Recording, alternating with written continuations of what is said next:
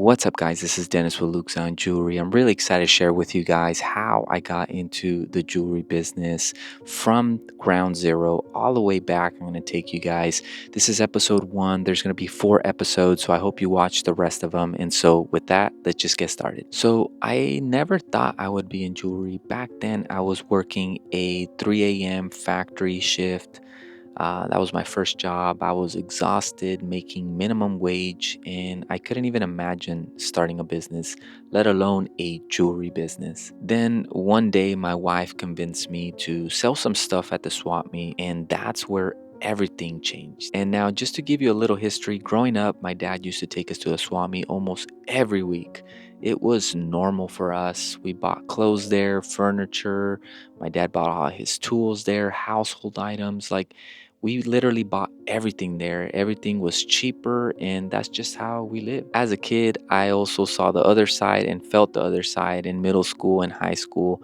People would clown you if you had swap meet clothes, swap meet shoes, the knockoff brands, and you will start getting all those questions saying, are those real? Are those the knockoff shoes? And those questions stuck with me, and I hated it. I let it shape how I thought about myself. And just to fill you in, the reason my wife and I even went to a swami in the first place was we were in the process of moving. We needed to get rid of some stuff. We had a lot of miscellaneous stuff, a few furniture items, and we were just hoping to literally just make a few extra dollars as we were in the process of getting ready to move. So when she asked me to sew at the swap meet, I was upset. I was not happy. And it's not anything she did. It was just I didn't like the idea of it. I All those old feelings and memories came back rushing to me. There's a lot of trauma there, right, growing up, and it just brought all those feelings back. Those uneasy voices. I was thinking, what if someone from middle school or high school sees me here? What do they think? What about if they think this is my full time job, just selling junk at the swap meet? And I know it sounds crazy, but at the time, that was real for me. I felt exposed and vulnerable, like I was reopening myself to judgment all over again. And at the end of the day, you either let fear control you or you use what you have and you take a step forward. So that's literally what I did. I got myself together and I agreed with my wife to sew at the Swami. Now, the Swami day came, it was Saturday. I had to go to my 3 a.m. factory shift. I still had to go to work. I asked my supervisor if I could leave a few hours early just to help my wife set up and then go back to work. He said yes. So I got out early and I helped my wife unload everything from the car. Literally, it was just a mess. We had everything on the floor. And as you know, in the swamp meets, it's just a parking spot.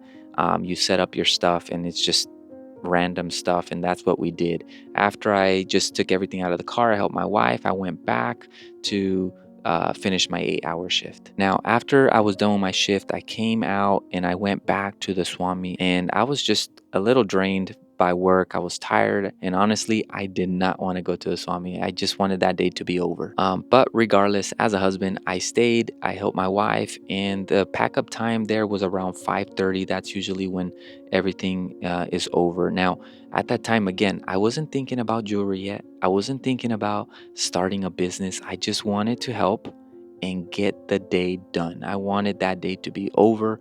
I wanted to just sell all the stuff and just get out of there. But that very first day at the Swami changed everything for me. And it's funny how it works. Literally, like I didn't want to be there, but what I thought it to be a burden, it actually became a blessing. While I was there, the guy in the booth right next to us caught my attention like never before.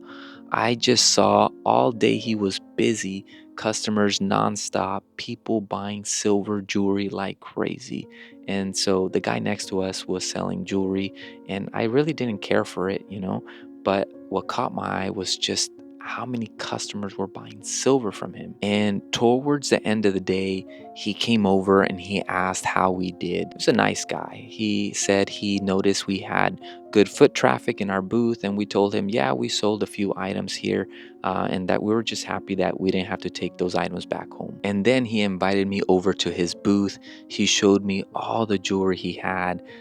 He was carrying chains, pendants, bracelets, and one piece stood out to me, a cross pendant that said Jesus. Now, I didn't care about jewelry at that time, but because of my faith, that piece of jewelry did speak to me. That was the only thing that really grabbed my attention in my heart. And so we talked for a while, and for some reason, he just asked if I wanted to help him the following week. I've always been the kind of person who wants to learn and grow, and so I said yes. Now, I didn't know what I was getting myself into, but that yes ended up changing everything. And at the same time, my wife was relentless. She was working, she was studying for her bachelor's degree, and she already had the vision to go get her master's as well. And she was still right next to me every weekend at the swap meet. So shout out to my wife. God gave me an amazing partner. She believed in me before I even believed in myself. That kind of love and partnership carried us through. Now, that first swap meet wasn't glamorous. It was messy, it was awkward, it was exhausting, but it started my journey in jewelry. The courage to show up, to observe, to keep learning, even when you feel like you're at the bottom. That's what made everything possible. Now, the Bible says, don't despise small beginnings. And now I understand why. What felt small to me, what felt unclear, wasn't small to God. It was the foundation. It was Him teaching me patience, faith, and humility. Looking back, I see how much fear controlled me.